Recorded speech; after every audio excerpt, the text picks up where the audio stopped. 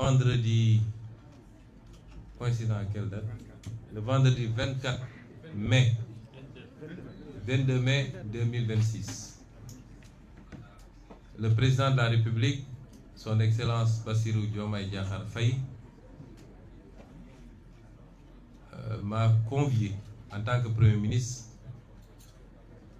à une audience au Palais de la République. Je m'y suis rendu aux environs de 16 heures. Nous avons échangé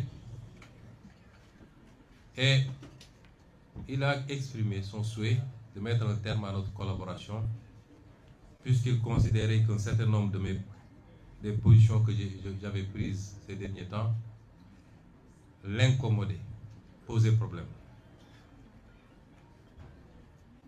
J'ai pris acte et je lui avais donné juste une suggestion. Parce qu'à plusieurs reprises, j'étais allé le voir pour lui proposer cette solution. Que si le marigot était trop étroit pour nous deux, on avait une solution, une alternative. Moi, j'aurais pu me décaler et repartir à l'Assemblée nationale parce que j'avais mon mandat de député intact. Même si au moment où je parle, les gens magouillent pour pouvoir obtenir du Conseil constitutionnel une décision qui serait la plus unique que cette institution aurait rendue pour essayer de revenir sur ce mandat, ce qui est inacceptable. Parce que de 2016 à maintenant, les mêmes institutions, les mêmes organes, les mêmes leviers ont été utilisés pour comploter contre ma personne, pratiquement depuis que je suis en politique. Les mêmes leviers ont été utilisés pour me radier de la fonction publique, pour me fomenter des dossiers judiciaires, pour me persécuter, m'emprisonner, m'empêcher d'être candidat. Et de toute évidence, et vu la configuration, c'est les mêmes pratiques qu'il compte continuer. Donc, à plusieurs reprises, j'étais allé le voir pour lui proposer cette solution, qui consistait, de manière concertée, à ce que je puisse me décaler, moi, vers l'Assemblée nationale, qu'ensemble, nous discutions pour choisir un Premier ministre issu du parti, parce que c'est le parti qui est majoritaire, que nous discutions à la formation d'un gouvernement et que nous puissions ensemble continuer à cheminer. Ce qui n'aurait pas empêché, moi, à partir de l'Assemblée nationale, à continuer de l'aider dans ses tâches. Je lui ai proposé ça à 3 reprises, notamment au sortir des élections législatives où j'avais conduit la liste de PASTEF qui était arrivée majoritaire avec plus de 80% des députés élus. Mais à chaque fois, il avait rejeté la solution en me disant que ta place est à côté de moi, dans l'exécutif, parce qu'il y a beaucoup à faire. On aurait pu le faire de cette manière, amiable, mais il a choisi une autre voie. Il me l'a notifié, j'ai pris acte. Mais je lui ai suggéré, la seule chose que je lui ai demandé, je lui ai dit, Monsieur le Président de la République, ce pays ne peut pas se passer d'un gouvernement sérieux. J'ai été Premier ministre pendant 2 ans, je sais ce qu'il en est. La suggestion que je vous fais, c'est de ne pas annoncer la mesure tout de suite. Qu'on se donne 24 heures à 48 heures au maximum, le week-end, pour discuter ensemble des modalités pratiques de matérialisation de cette décision. Autrement, vous serez obligé. Il avait voulu que moi j'endosse partiellement, parce qu'il avait voulu que je dise que nous avons, c'est d'un commun accord que nous avons décidé de nous séparer. J'ai dit non. Si on discute et qu'on trouve des convergences, des accords, je peux le faire. À défaut, il faut que vous preniez la responsabilité de dire que vous m'avez limogé. Alors il m'a dit, je dois aller rendre visite à l'archevêque de Dakar. Je reviens peut-être vers 18h, 19h, je vous ferai signe pour que nous puissions démarrer ces discussions. Quand cela ne tienne, je suis rentré au Petit Palais et j'étais à son écoute. À 20h35, il m'envoie un message pour me dire qu'il ne peut plus tenir la réunion et qu'il comptait annoncer la mesure de limogeage. J'ai pris acte. quelques minutes plus tard, le directeur de cabinet a fait lecture du décret. Le secrétaire général du gouvernement ou de la présidence de la République. Cela ne m'a pas posé problème parce que c'est une solution que j'attendais depuis très longtemps. Mais je m'étais fixé une règle, c'est que la rupture ne viendrait pas de moi. Elle ne viendrait pas de moi. Et donc, je suis rentré le même jour à mon domicile et nous sommes restés chacun de son coin pendant au moins 3 jours, si je m'abuse. Jusqu'au lundi. Et ce lundi, j'avais convoqué une réunion à 20h30, une réunion qui devait regrouper tous les ministres sortants de PASTEF pour qu'ensemble nous évaluions la situation et que nous arrêtions une position. Et vers 16h, beaucoup de ces ministres ont reçu des convocations de la présidence pour des consultations en vue de la formation de nouveaux gouvernements. Le mardi, beaucoup d'entre eux ont reçu. Ils m'en ont fait part et je leur ai demandé de ne pas s'y rendre. Parce que ça ne se passe pas comme ça. Il est clair que désormais, le président est dans son camp et nous sommes dans notre camp. Donc, s'il veut parler avec PASTEF, il faut qu'il passe par les canaux autorisés. PASTEF est un parti organisé, structuré, avec un bureau politique, un président, un secrétaire général, un COMEX, un conseil national, des structures de base. S'il veut parler avec PASTEF, il n'a qu'à passer par le chemin indiqué. Et nous discuterions en ce moment. Il a refusé de le faire. Et les ministres également, les ministres sortants, ont refusé de déférer à cette convocation. Ce qu'il a conçu comme un manque de respect de ses propres mots. Il considère que ces ministres lui ont manqué de respect. Parce qu'ils ont choisi la ligne d'un parti à la convocation du président de la République, d'après ce qu'il a dit. Et nous sommes restés dans cette situation pendant 2 autres jours. Et c'est moi qui ai pris l'initiative de l'appeler. Je l'ai appelé et je lui ai dit, vous connaissez bien le parti PASTEF, vous savez comment ça fonctionne, vous y étiez. Le parti PASTEF est très organisé. Quand le président Macky Sall a souhaité me rencontrer en tant que président de PASTEF, lors de l'épisode de la Covid, je lui ai dit, vous étiez là. On a convoqué le bureau politique pour apprécier. Et l'avis majoritaire était qu'il fallait aller répondre. On ne s'en est pas arrêté là. On a fait une conférence avec l'ensemble des 46 départements qui ont donné leur opinion. Ensuite, avec la diaspora. Chacun a donné son opinion et l'avis majoritaire, c'était qu'il fallait répondre à cette convocation. C'est ça qui m'avait amené pour la première fois au palais à une rencontre avec le président Macky Sall. Et c'est comme ça que ça se passe. Quand le président Diouf a voulu avoir le président Wade dans son cabinet, dans son gouvernement, il l'a appelé, ils en ont échangé, ils sont accordés sur l'essentiel. Et ce président Wade, on lui a notifié les portefeuilles ministériels et il a choisi ses collaborateurs. C'est comme ça que ça se passe. Donc vous ne pouvez pas venir contourner le président du parti, les instances du parti, et appeler les gens individuellement. Or, nous ne vous avons pas fermé la porte.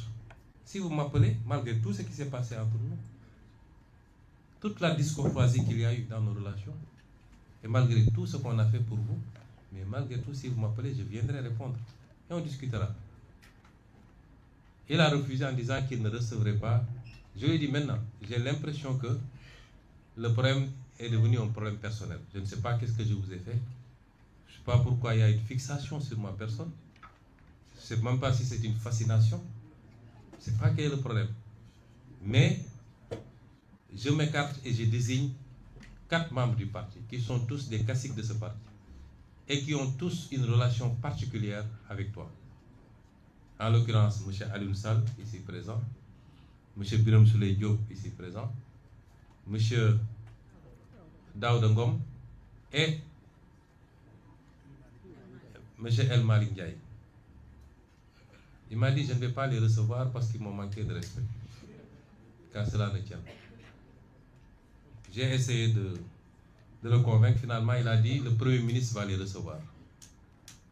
Ils sont allés voir le Premier ministre et ils ont discuté sur les questions que le parti avait soulevées, notamment la gestion de la dette, le pouvoir d'achat des Sénégalais, son maintien, à défaut de baisser au moins son maintien au niveau actuel. Ça a été un combat pendant des mois et des mois à la primature. Ensuite, la question des renégociations des contrats stratégiques du pays, sur laquelle nous avons eu des résultats appréciables. Et enfin, la question de la justice et la reddition des comptes, qu'on avait promis aux Sénégalais, mais qui est totalement sabotée depuis qu'on est là. Et sabotée de l'intérieur. Ce qui fait qu'en 2 ans, il n'y a rien qui a été fait au niveau de ces dossiers. Rien de consistant en tout cas. Il dit, ces questions, c'est des préoccupations du parti. On a discuté, il a pris l'engagement en disant qu'il m'a avoué qu'il n'avait pris aucun engagement, lui et son ministère des Finances, vis-à-vis du FMI, allant dans le sens de restructuration de la dette, qu'ils ont maintenu la même position et qu'ils travaillaient sur une solution différente, notamment de garantie. D'accord. Sur la question du pouvoir d'achat, il a dit qu'autant que possible, ils feront tout pour ne pas augmenter ou libérer les prix, ou appliquer la vérité des prix sur certains produits qui sont subventionnés, mais que si ça devenait intenable, ils seront obligés d'appliquer la vérité des prix. De la même manière, la dette, si la situation devenait intenable, ils seraient obligés d'accepter la restructuration. À propos des négociations, il a dit que rien n'a changé, sauf qu'il faut qu'on regarde au cas par cas parce qu'on commence à avoir des notifications de contentieux. Et enfin, à propos de la justice, il considère qu'on a la meilleure justice du monde. Je ne parle pas de la justice de manière générale d'ailleurs, parce que je sais qu'il y a d'excellents avocats, d'excellents magistrats qui font bien leur travail, et Madame le ministre de la Justice le sait. On parle spécifiquement de dossiers que vous connaissez. Et lui, il considère que ça se passe très bien, ce qui n'est pas mon cas, et ce qui n'est pas le cas de la majorité des Sénégalais qui considèrent qu'il y a un problème de justice dans ce pays. Et le casting qui a été fait au niveau du ministère de la Justice ne nous rassure pas, parce que voilà un acteur qui était au cœur des dossiers traités par certaines juridictions. Moi-même, j'ai eu à être contacté plusieurs fois par rapport à certains dossiers. Mais nous allons apprécier. Nous avons nos doutes, mais nous allons apprécier. Et nous ferons le nécessaire à partir de l'Assemblée nationale, rassurez-vous. Donc, toutes ces réponses sont en demi-teinte. Et sur la dernière question, elle n'est pas convaincante. Ça veut dire que je n'ai pas été convaincu. Ensuite, nous avons discuté du gouvernement.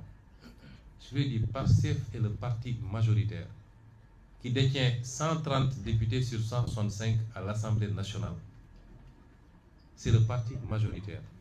En démocratie, si les choses se passaient normalement, si vous avez un problème avec le Premier ministre, si c'est le Premier ministre lui-même qui vous pose problème, vous demandez au parti majoritaire de désigner un autre Premier ministre et de former un gouvernement. Et je vous l'avais proposé depuis très longtemps. Vous ne l'avez pas fait et vous êtes allé prendre un Premier ministre qui n'a rien à voir avec notre combat. J'en profite pour lui demander de rester technocrate, de sortir du jeu politique, puisqu'il a été choisi pour être un technocrate, d'après ce qu'on nous dit. Il n'a qu'à s'en limiter à ça, parce que je sais beaucoup de choses sur ce qui se passe et ce qu'il fait. Par courtoisie, j'ai été très courtois avec lui jusqu'à présent. Il ne faut pas qu'il nous provoque. Monsieur le Premier ministre Al-Amin Lo, restez à votre place. Le champ politique n'est pas le vôtre. J'ai dit, vous n'avez pas choisi. Vous n'avez pas donné la possibilité de choisir. Vous choisissez sans nous informer. Mais, malgré tout, on ne boude pas. Pour la formation du gouvernement, et la courtoisie de nous appeler, on discute. Moi, je suis décalé, je n'ai pas de problème, mais je suis le président du parti. Et si tu ne veux pas parler avec moi, mais accepte de parler à mes émissaires. Il n'en a pas voulu. Donc, depuis ce temps-là, il a demandé, il a accepté que les émissaires rencontrent le Premier ministre. Ce qui a été fait, celui-là a enregistré et a promis de rendre compte au président qui ne reviendra. Le lendemain, il a appelé pour dire que le président allait me contacter pour qu'on discute. Il ne l'a pas fait. 2 jours, 3 jours, 4 jours, jusqu'à hier, avant-hier nuit, il m'a envoyé un message vers 23h pour me demander de passer au palais. Ce que je ne pouvais pas faire. Et on s'était donné rendez-vous le lendemain, c'est-à-dire hier matin à 8h. Je me suis rendu, nous avons discuté de toutes les questions que j'ai soulevées. Il a donné les réponses que je vous ai dites. Mais ensuite, on a discuté de la formation du gouvernement. Il dit, nous sommes le parti majoritaire. Qu'est-ce que vous mettez sur la table? Parce que nous, si on s'engage, c'est nous qui donnons caution politique au gouvernement.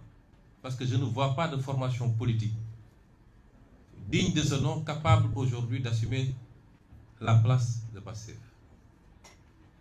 Et on ne peut pas former un gouvernement, gérer un exécutif sans une assise politique sérieuse. Ça n'existe dans aucun pays du monde. Ce qui se passe est inédit. Hier, on a eu un gouvernement qui est un gouvernement suspendu, sans ramification, sans assise politique. Historiquement, le Parti socialiste a dirigé pendant 40 ans avec une assise politique très, très solide, passée de parti unique jusqu'à la perte du pouvoir. Le PDS pendant 12 ans, avec un parti démocratique solide et des satellites autour. L'APR pendant 12 ans, avec la même configuration. Mais dites-moi, aujourd'hui, il y a quoi autour de Bassirou Diomaye Faye? Aucune légitimité politique structurée, sérieuse, capable de jouer ce rôle. Donc, l'exécuter. Je dis d'accord, mettons les choses sur la table. Même ça, il n'a pas été en mesure de me le dire. C'est moi finalement qui lui ai dit, si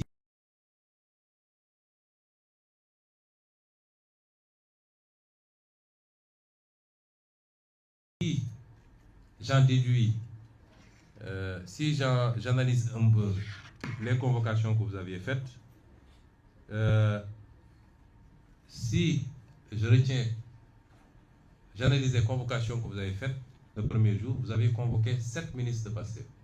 J'ai déduit que c'est ces 7-là que vous vouliez nommer en réalité. C'est là où il a finalement avoué qu'il voulait proposer 7 portefeuilles sur un gouvernement de 30 ministres avec 0 portefeuille de souveraineté à Pastef. Et parmi ces 7-là, il y en avait 3 que nous ne considérions plus être des représentants de Pastef. Parce qu'ils ont outrepassé les consignes du parti pour aller répondre individuellement. Notamment le ministre Bala Moussa Fofana, le ministre Si, comment ça s'appelle? Ibrahim Si. C'est bizarre, j'ai jamais pu retenir son nom, son prénom d'ailleurs. Ibrahim Si, le ministre Yankouba Diémé. Je lui ai dit, si on devait s'accorder, même ces 3-là ne sont pas des ministres de Pastef. Et si je les enlève des 7, ça veut dire que vous nous proposez 4 postes ministériels sur 30 et aucun portefeuille d'État pour un parti majoritaire. Comment vous pouvez envisager ça? Bon, de fil en aiguille, il m'a dit, bon, je peux aller jusqu'à 8. J'ai dit, monsieur le président, nous ne demandons pas des postes ministériels. Si Pastef doit siéger au gouvernement et assumer tout le bilan, parce que quand ça va marcher, on va dire c'est Diomaye, mais quand ça ne marche pas, on va dire que c'est Pastef. C'est comme ça que ça marche dans ce pays.